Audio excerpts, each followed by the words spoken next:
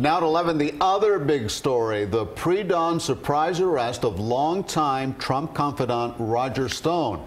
Tonight, Roger Stone says he would have surrendered on his own. The FBI, well, had much different plans. A short time ago, agents left his upscale home with perhaps a lot of evidence in hand. Stone is now accused of lying to Congress and more. CBS 4's Ty Russell is live in Fort Lauderdale, the scene of today's arrest and raid. Ty.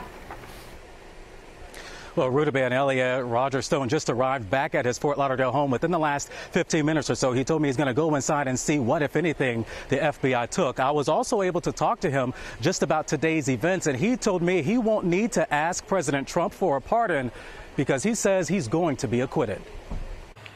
A caravan of FBI agents drove away from longtime Trump associate Roger Stone's Las Olas Isles home more than 12 hours after arriving. I don't think he's not coming back tonight. A man who didn't give me his name pulled up outside the home. Are you his attorney or anything? I mean, tell us.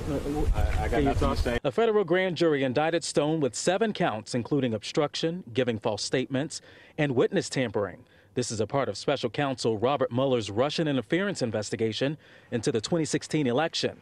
Late Friday night, Stone was asked about his testimony. Is there any chance that the truth you have to tell can compromise other people who were a part of the campaign? Well, certainly not the president. I have possess no information.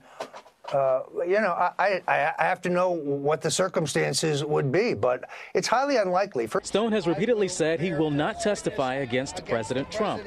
Attorney Guy Lewis told CBS 4 what he believes this latest indictment means. It's hard to argue at this point that the campaign itself, maybe not the president yet, but at least the campaign itself did not have some kind of tie to these stolen emails, to WikiLeaks, and maybe even to Russia. Outside federal court in Fort Lauderdale, Stone claimed Mueller still has no evidence of what he was initially looking for. After a 2-year inquisition, the charges today relate in no way to Russian collusion, WikiLeaks collaboration, or any other illegal act in connection with the 2016 campaign.